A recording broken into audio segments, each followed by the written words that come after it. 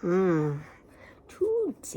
we are going to read Pinocchio and his puppet show adventure.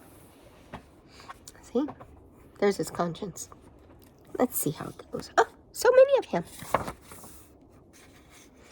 By Random House, a book club edition. There once was a kind old man named Geppetto. He lived in a little house with his goldfish, Cleo, and his cat, Figaro. Another friend, Jiminy Cricket, lived in the house too. Why would I mess up Jiminy Cricket, huh? Hello. Geppetto could make wonderful things out of wood. One day, he made a puppet that looked just like a boy. He called the puppet Pinocchio. How I wish Pinocchio was a real boy, he said. It would be fun to have a son. A good fairy heard Geppetto's wish. That night she came to his house when everyone was sleeping. She touched Pinocchio with her wand. Suddenly, the little wooden puppet came to life.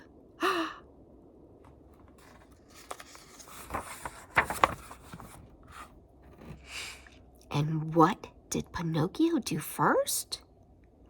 He tried to take Cleo out of the goldfish bowl.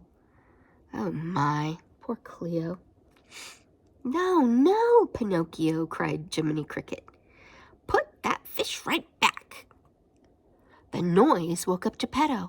He could not believe his eyes.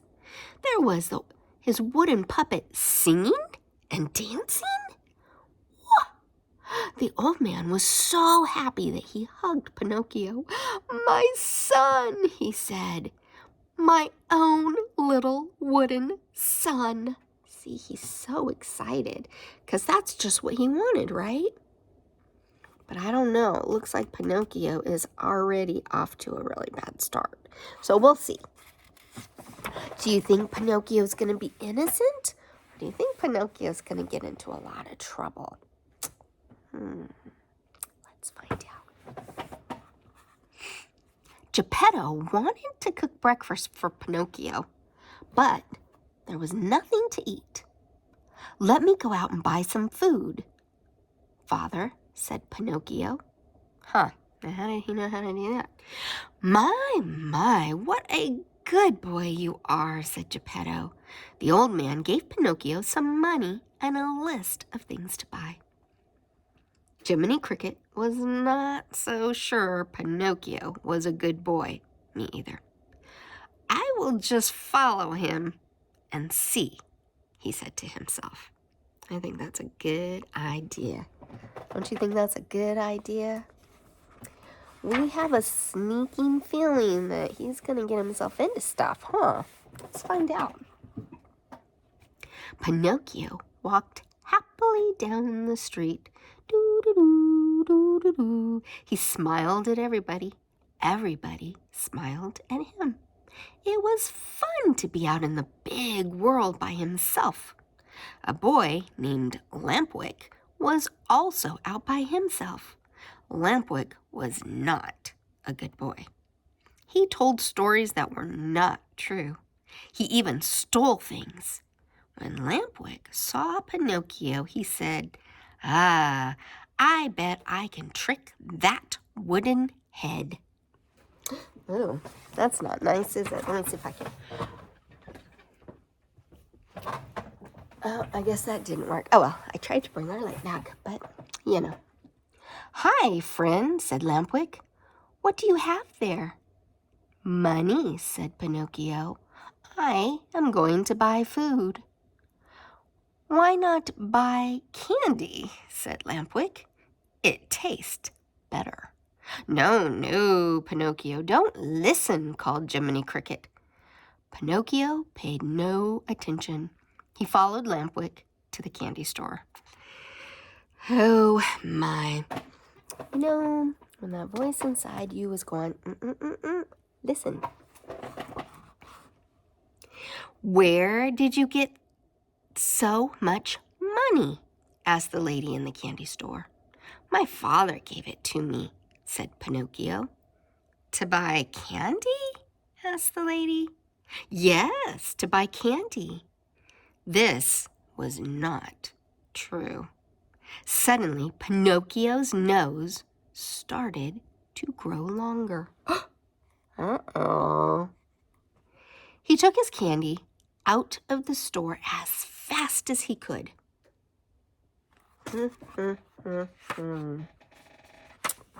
No bueno. Let me hold that bag, said Lampwick. It will be safer with me. I'm bigger. Pinocchio held out the bag of candy. To his surprise, Lampwick grabbed it and ran away. Oh, my. That was the end of the candy. See, there he goes.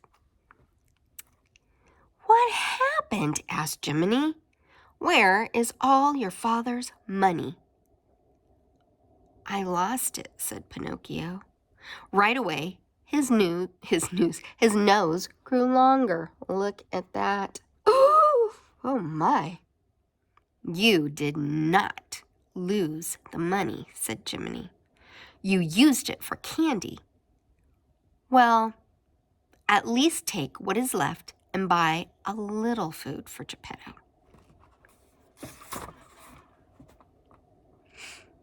As he walked toward home, Pinocchio held the bag of food in front of his face. He did not want anyone to see his long nose. A sly old fox and a thin, hungry cat were hiding by a bridge. Look at that little wooden head, said the hungry cat. He has a sack of food.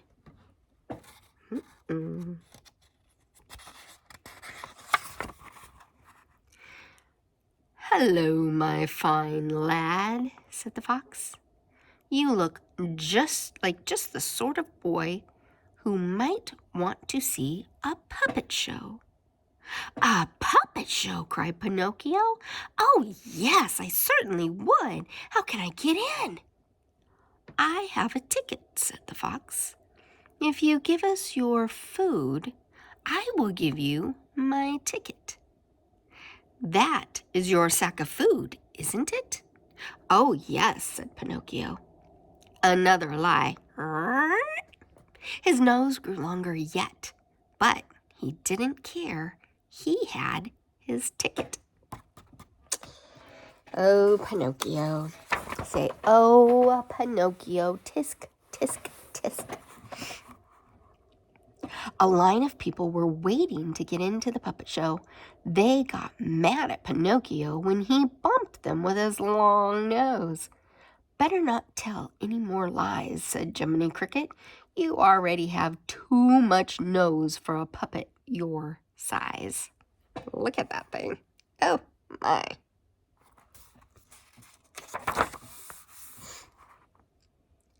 Step up, called the man waiting at the ticket stand. Pinocchio stepped up. He gave the man the ticket. This is no ticket, said the man. It's just a piece of paper. Go away, little boy, and take your long nose with you. Ooh. Poor Pinocchio. He had no money, no food, no ticket. He just sat down on a box and began to cry. Uh-oh. Hold on, let me bring this back. There we go. And began to cry. Just then, a man peeked out of the tent. The man was Stromboli, the puppet master. There he is.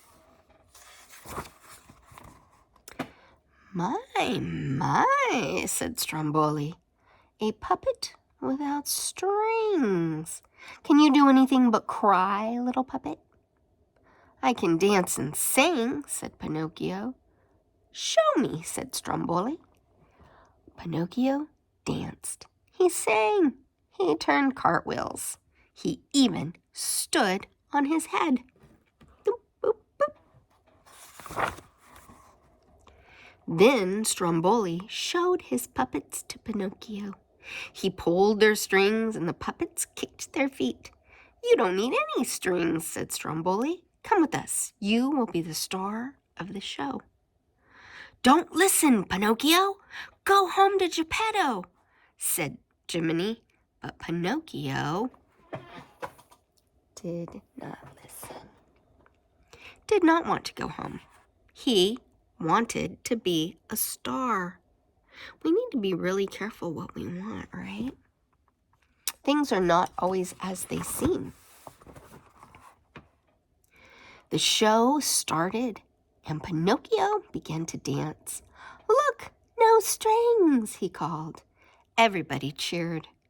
But the other puppets had strings. Pinocchio's long nose got caught in those strings. He crashed to the floor, and everybody started to laugh. Suddenly, Pinocchio was very unhappy. He did not like to have people laugh at him. "I am not such a great star after all," he said. "I want to go home to Geppetto."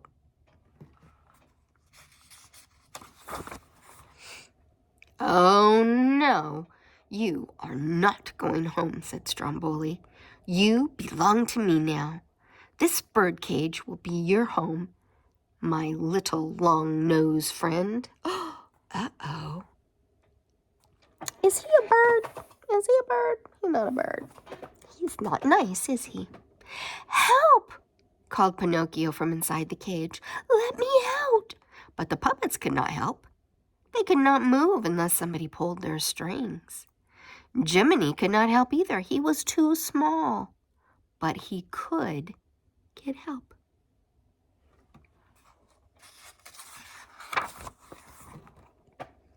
Jiminy ran quickly to Geppetto's house. "Geppetto," he called, "you must come save Pinocchio. Stromboli, the puppet master, has put him in a cage." "My poor little Pinocchio in a cage?" said Geppetto. The old man followed Jiminy down the dark street. He was carrying a lantern in one hand. See?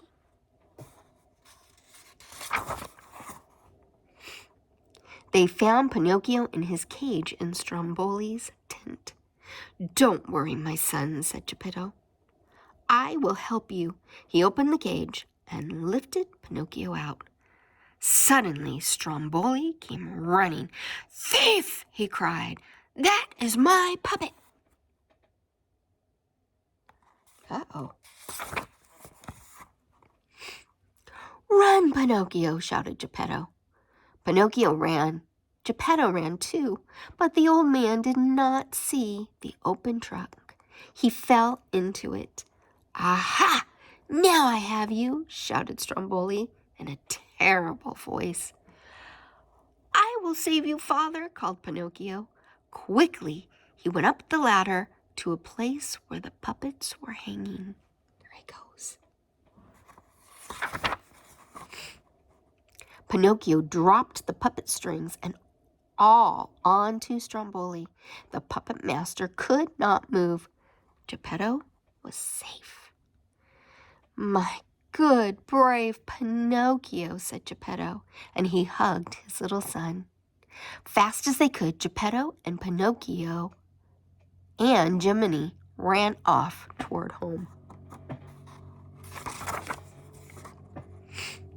As soon as they were safe at home, Geppetto took a good look at Pinocchio. "What has happened to your nose?" he cried. "Tell him the truth now," said Jiminy. This time, Pinocchio did tell the truth. He told Geppetto about everything just as it had happened. While he talked, his nose got shorter and shorter. Finally, it was just the way Geppetto had made it. Never again, Pinocchio decided, would he tell another lie. See? Well, I hope you liked our story about Pinocchio. And I hope from him you learned not to lie. right? Because it can get you into a lot more trouble. You tell one lie, and then you have to tell another, and another, and another, and another, and all of a sudden you're all covered up in a mess, right? Don't ever want to lie. Always tell the truth. Mwah. I love you.